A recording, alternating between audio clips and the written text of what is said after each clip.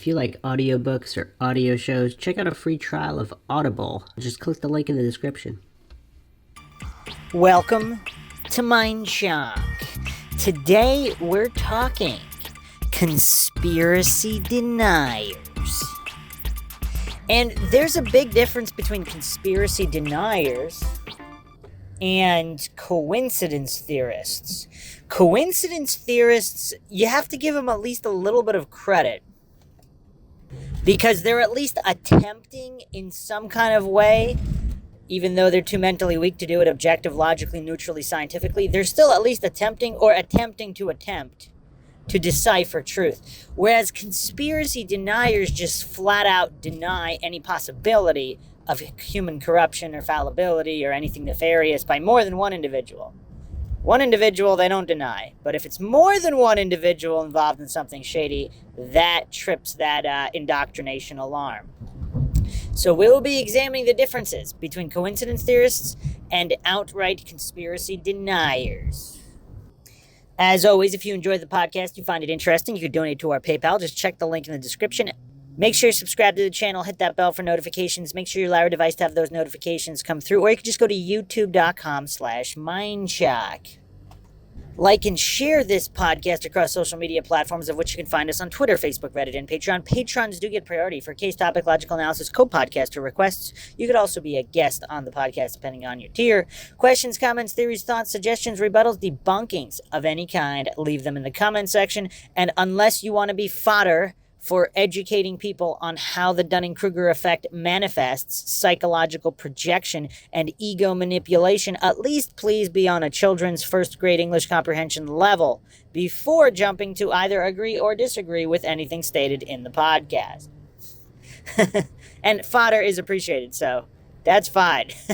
There's plenty of Dunning-Kruger goofs that are gracing us with their presence in the comment section, as always. So, conspiracy deniers are a unique breed. They are a specific contingent. I guess you could group them as coincidence theorists because they would inherently dismiss any kind of evidence as coincidence outright because they simply don't believe. But they take it a step further by just outright denying the very existence of any possibility of conspiracy. So, for example, with our recent past year of conspiracies regarding health or disease or engineering diseases, there are certain individuals that won't even consider this possibility in the face of history already having a precedent. So for those that don't know, the U.S. government and military were actually involved in poisoning the city of St. Louis with biochemical warfare, just spraying it in the streets. If you haven't, if you're not aware, I mean, you could look up the poisoning of St. Louis conspiracy. This is all known with documentation, not denied anymore. Now, of course, at the time, if you were an individual who were saying this is true as it was happening, everybody would call you crazy.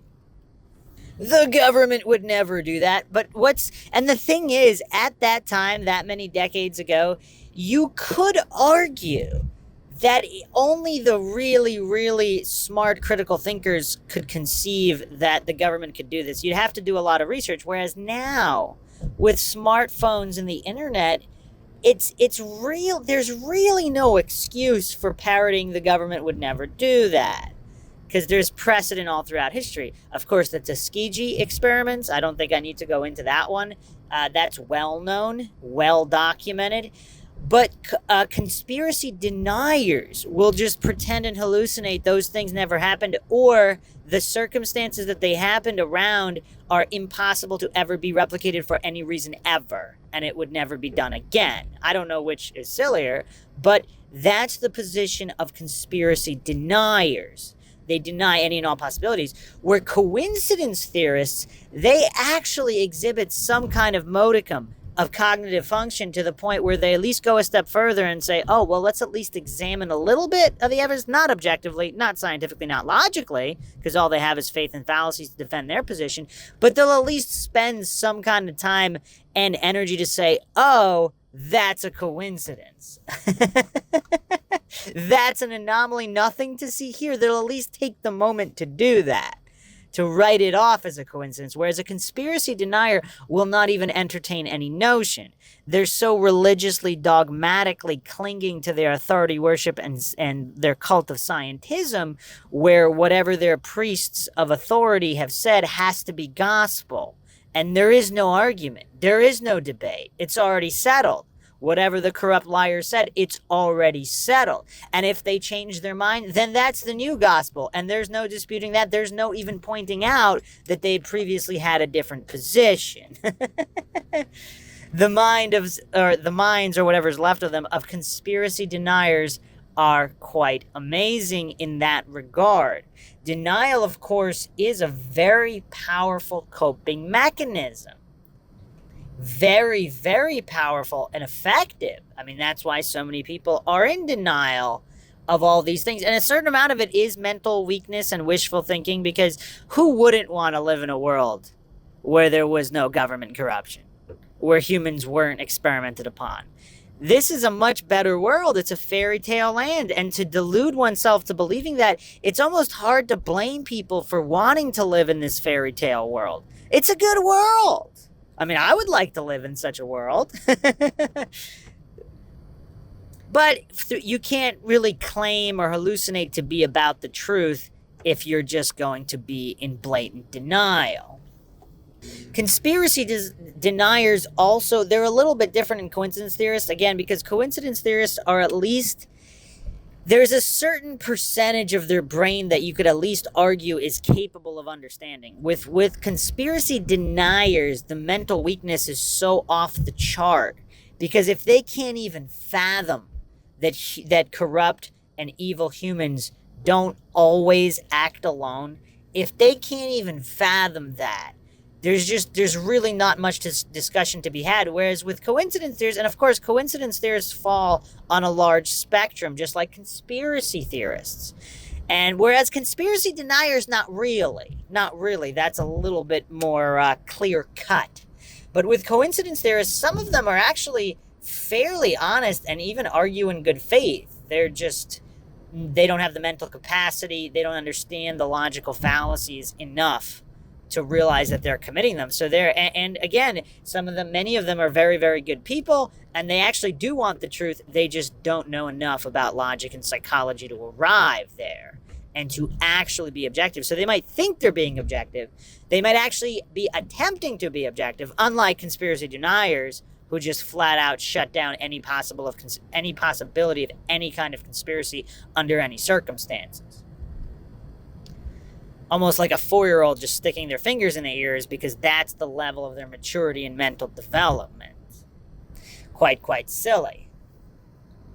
So there's really no point to any logical, objective, neutral, scientific individual to even engage with conspiracy deniers. For example, let's say you had a math denier, someone who's denying that 5 plus 5 equals 10, and they're not even willing to have a conversation. They're not even willing to go through the equations, to check the numbers, to double check and make sure, because they deny that the math works that way. Whereas a coincidence theorist, they might think it works that way. They might be open to some kind of dialogue. It's usually limited, but again, depending on what kind of coincidence theorist you're dealing with. But some of them are willing to say, okay, let's double check the numbers. And then you go from there, and if you identify faith and fallacies, you might have a logical conversation about it. Now, of course, this is MINDSHOCK, where the only thing we know for sure is that we don't know anything for sure. I'm not claiming any conspiracy is true or untrue. I'm just pointing out the logical processes by which individuals discuss these concepts of government corruption. Now, I am not denying that government corruption exists, but I'm also not putting a percentage on it. I'm not saying it's 100% of government employees. I think the true percentage is unknown, but it's also quite silly to say it's 0% and to deny any and all corruption and conspiracy. For any functioning adult, it is quite silly. Now I'm going to discuss one more concept which is quite critical in understanding both conspiracy deniers and coincidence theorists. But whenever you're having any kind of discussion or debate online, inevitably the side of the coincidence theorists or conspiracy deniers will bring up Snopes, Fact Check, Reuters, Metabunk, any of these websites, purported fact-checking websites that are bought and paid for by the accused. So again, I'm not saying any of the conspiracies are true. I'm not saying any of the information on any of these websites is false. I'm saying, why would you trust the accused? If you're at trial and a serial killer is offering his defense and he's citing himself or a website that he owns and he paid other people to investigate whatever claims against the serial killer, they might be all above board. The serial killer might be innocent of the particular murder that he's at trial for, but why would you trust his information? How can any logical, objective, neutral, scientific individual hallucinate that that's objectivity in any way? And of course, coincidence theorists and conspiracy deniers, they have a really hard time with conflict of interest.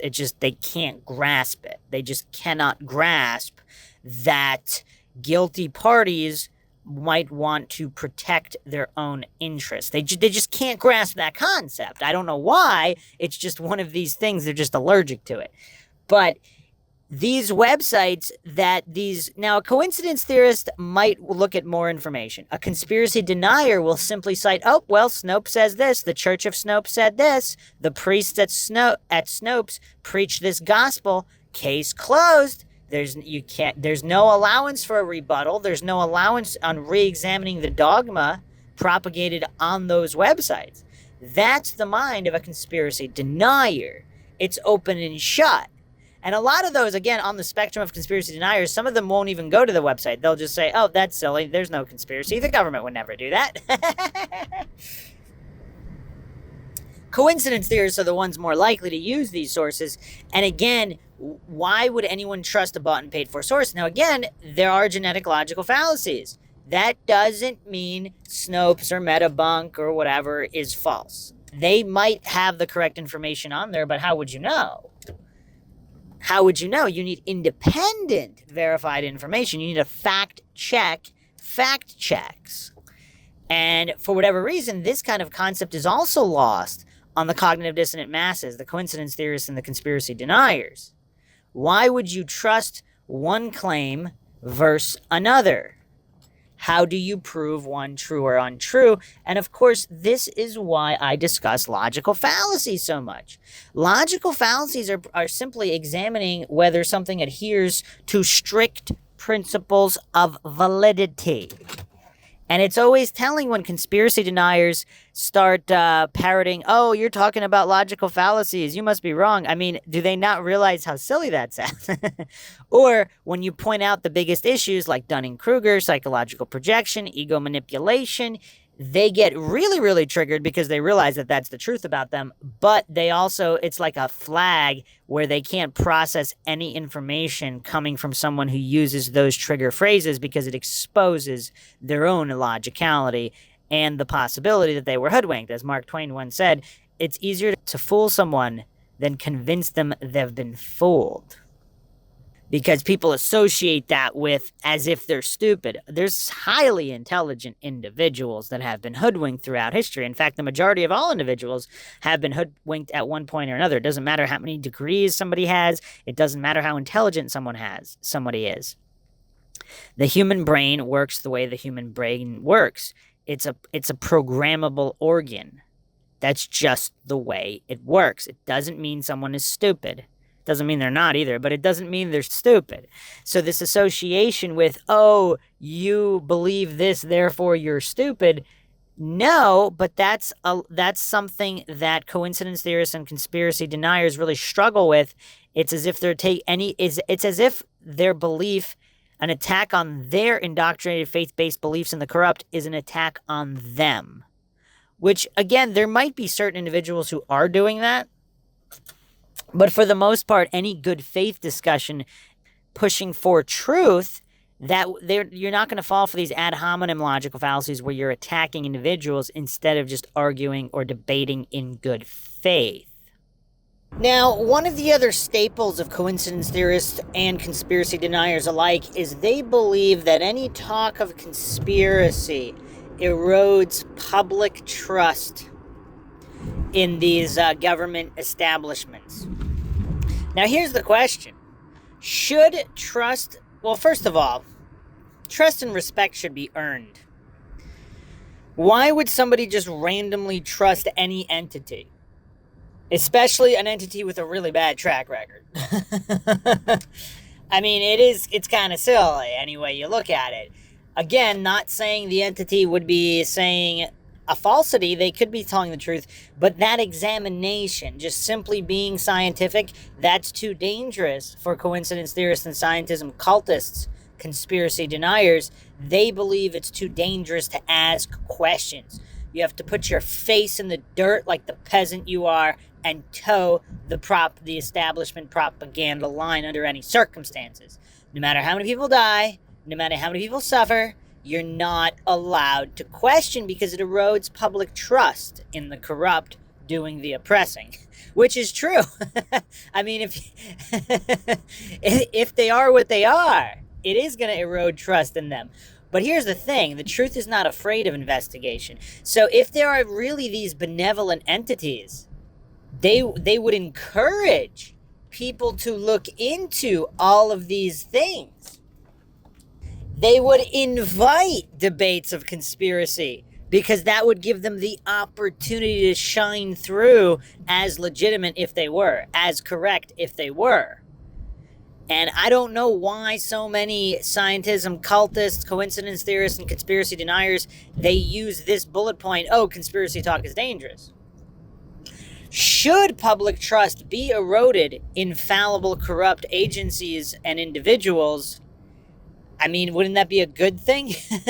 You erode it. First of all, should the trust have ever even been there in the first place? But once it's there, once it was manufactured by indoctrination and propaganda, should it be eroded if it's not legitimate?